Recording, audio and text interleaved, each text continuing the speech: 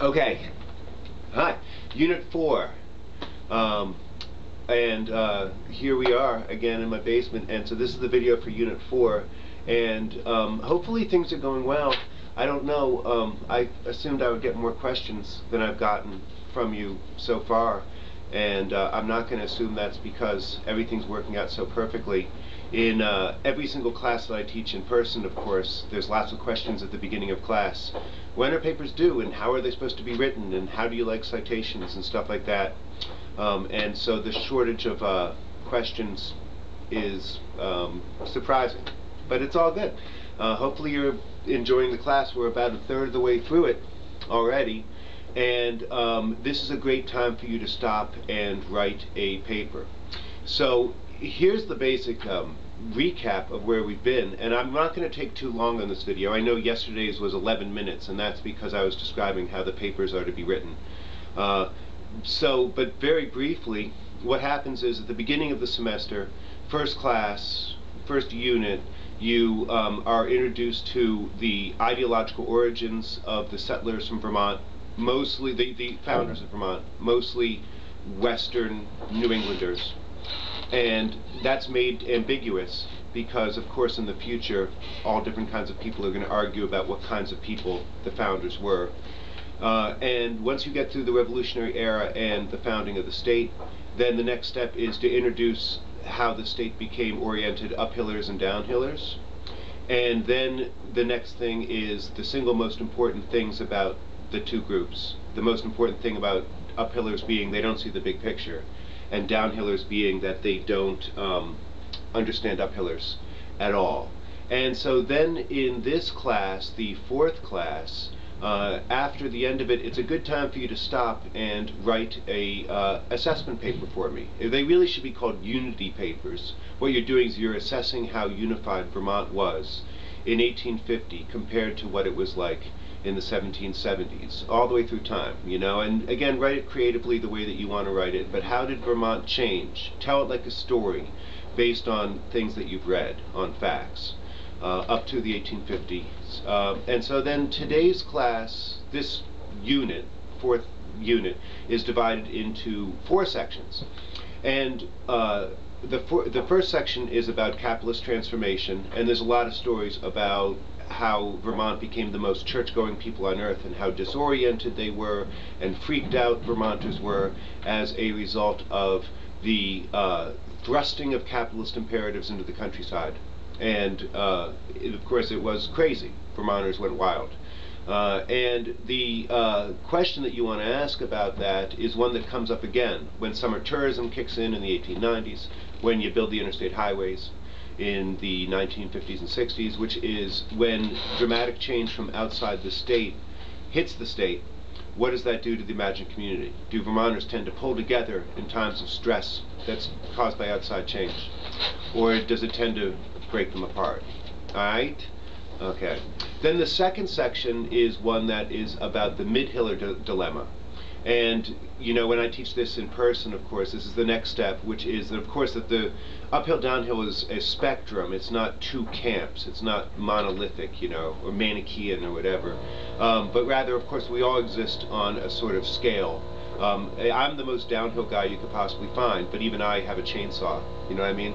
So, I have 2 examples of the mid-hillers. One who does it beautifully, Justin Morrill, who is a U.S. Senator. When downhillers looked at him, they thought he was a downhiller. When uphillers looked at him, they thought he was uphill.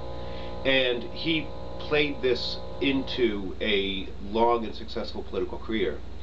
But the contrary example is that of Zadok Thompson. And Zadok Thompson was a professor at UVM who grew up very uphill, came to Burlington and never fit in. He wasn't part of society that Burlington had, and he couldn't go back home to Bridgewater, where he was from, because he changed so much. He had so much contact with downhill life that he was no longer part of uphill life, if you know what I mean. And this culminated in the 1850s when Vermont passed which downhillers desperately wanted, a prohibition law, so that after 1853 you couldn't legally sell alcoholic drinks in Vermont. 1853.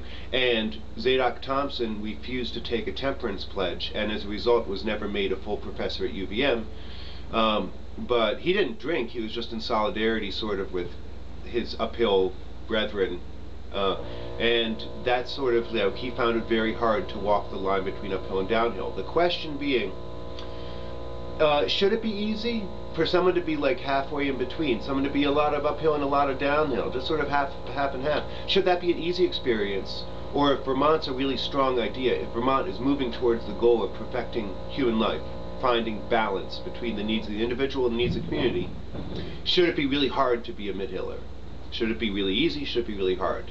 Discuss. No, that's what we do in class. But anyway, this is an online class, so we'll never know what you might have argued with each other about, but maybe you'll do it online. Then the third section is about Catholics. And of course, this is the extra big wheel. African American story, Native American story, important, but just in sheer number and influence and impact, the Catholic story is what we would focus on.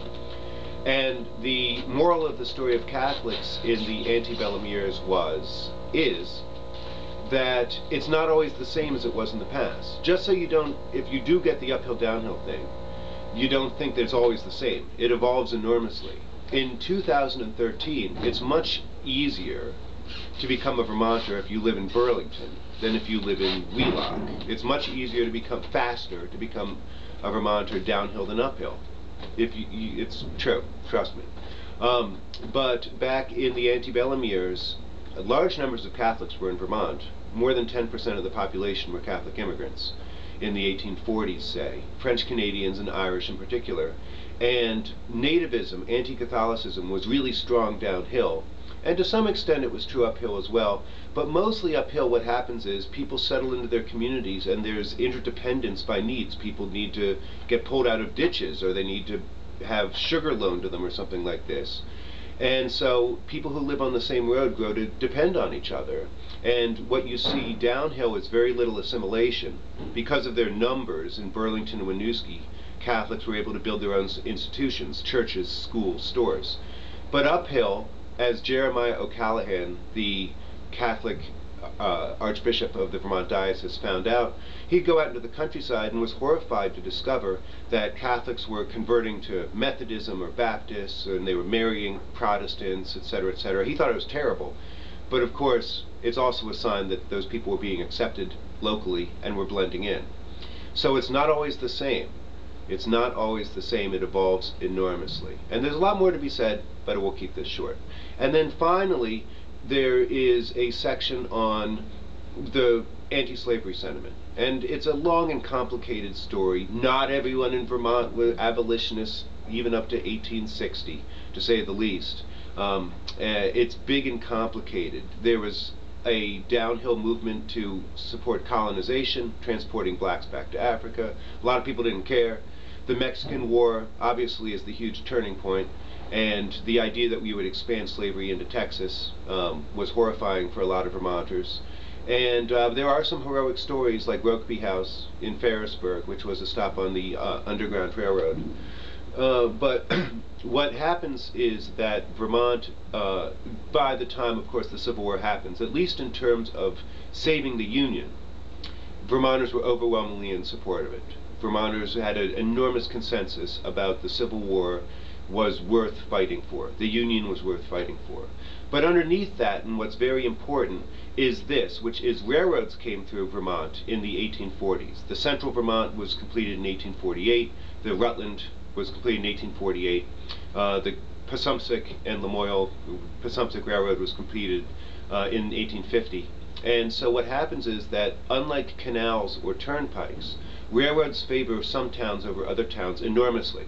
And so you take a town like Pomfret, for example, which was on the turnpike before, and it had, South Pomfret had a hotel, and North Pomfret had a hotel, Central Pomfret Village had a hotel, and they all had craftsmen. And then when the railroad bypasses Pomfret, it doesn't have a stop there. It stops in Northfield. What happens is that the hotels close, the craftsmen pick up and leave, the whole economy changes. And so most of the people who leave are the downhillers. Now, professionals, doctors and lawyers, they tend to stay in small towns to some extent, but their kids, of course, like my kids in Danville now, they leave. There's nothing for them in those towns. And craftsmen leave. And in the future, what's going to happen is that it's going to become a cliche among people, downhillers, viewing uphill villages, that the most ambitious and talented people are the ones who are leaving, and the lamest, stupidest people, most feeble people are the ones who are staying in small towns. When another way of looking at it is that simply it was a natural process with the railroads of evolution, where the people most superfluous to the evolving local economy were the ones who left. The town didn't need people who made barrels anymore. They could ship in barrels from the outside. And so what happens is that downhillers tended to congregate. If they didn't move out to Michigan or something like that, they tended to congregate in Rutland, Burlington, Bennington, in the big towns, and uphillers stayed where they were. And whereas in the 1800 to 1810 decade, for instance, in the early republic, uphillers and downhillers are in every town and they're right in each other's faces, the way you want to think about it is that because of the railroads, as part of a large process, downhillers went to downhill towns, uphillers stayed in their uphill towns, and the two of them didn't have as much contact with each other anymore as they used to. Which is the question for Section 3, Unit 3. Is it good for downhillers and uphillers to be arguing, or if they are separated, do they, is it better for them, is it better for the process of trying to perfect balance? Okay? There's a discussion question then for Unit 4, which I'd like you to respond to, just briefly, please, by like tomorrow, Friday, or over the weekend. And that is a good question, but what I really want you to also to focus on is please participate, as well as Jennifer Vanslet-Rash did. All of you please participate on the next town meeting. I've cut it from 5 documents to 3. I'm really trying to sort of make it simple. And of course, that's by Monday, and I am really expecting assessment papers on how unified was Vermont in 1850 compared to the beginning era. I'm expecting those tomorrow, but I guess like everything else with this course, we'll see what happens. Okay? Okay.